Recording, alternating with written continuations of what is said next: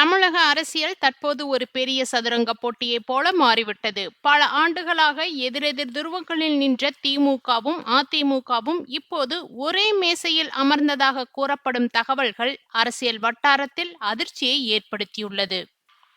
எதிரிகள் கைகோர்த்தார்களா என்ற கேள்வியே தற்போது தமிழக அரசியலின் ஹாட் டாபிக்காக மாறியுள்ளது.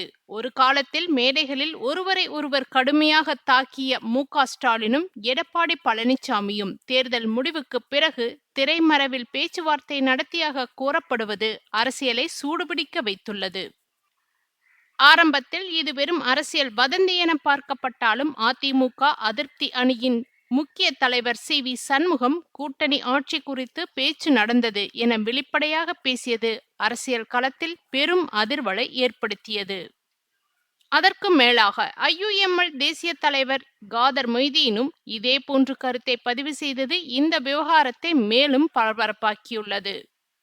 அரசியல் பார்வையாளர்கள் இதை ஒரு புயலை தடுக்க 2 படகுகள் ஒன்றாக கட்டப்பட்ட முயற்சி என உவமையிடுகின்றனர். பல சகாப்தங்களாக தமிழக அரசியலை மாறி மாறி ஆட்சி செய்த 2 பெரிய கட்சிகளும் தவேக உருவாக்கிய புதிய அரசியல் அலை எதிர்பாராத அதிர்ச்சியை கொடுத்ததாக கூறப்படுகிறது. குறிப்பாக விஜயின் அரசியல் வருகை பழைய அரசியல் கணக்குகளை தலைகீழாக மாற்றியதாக அரசியல் வட்டாரங்களில் பேசப்படுகிறது. தனிப்பெரும்பான்மை இல்லாத சூழலில் டிவிகே ஆட்சியை தடுக்க மாற்று அரசியல் கணக்கு போடப்பட்டது என்ற பேச்சுக்களும் தற்போது பரவி வருகின்றன.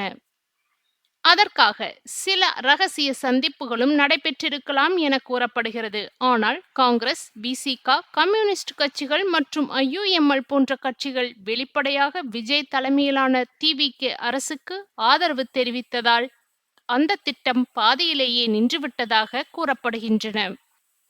இதற்கிடையில் மாநில அரசின் வெள்ளை அறிக்கை குறித்த தகவல்கள் மேலும் தீயில் எண்ணெய் ஊற்றும் வகையில் உள்ளன. முந்தைய ஆட்சிகளில் நடந்ததாக கூறப்படும் முறைகேடுகள் மற்றும் ஊழல் விவரங்கள் வெளியாகலாம் என்ற எதிர்பார்ப்பு அரசியல் களத்தை இன்னும் பதற்றமாக்கியுள்ளது. இதனால் தேர்தல் முடிவுகளுக்கு பிறகு நடந்ததாக கூறப்படும் இந்த திரைமறைவு அரசியல் கூட்டணி மீண்டும் பேசுபொருளாக மாறியுள்ளது. இப்போது தமிழக அரசியலில் ஒரே கேள்விதான் ஒலிக்கிறது. இது சாதாரண அரசியல் நகர்வா, இல்லை புதிய அரசியல் சக்தியின் பயத்தில் நடந்த அவசர கூட்டணியா?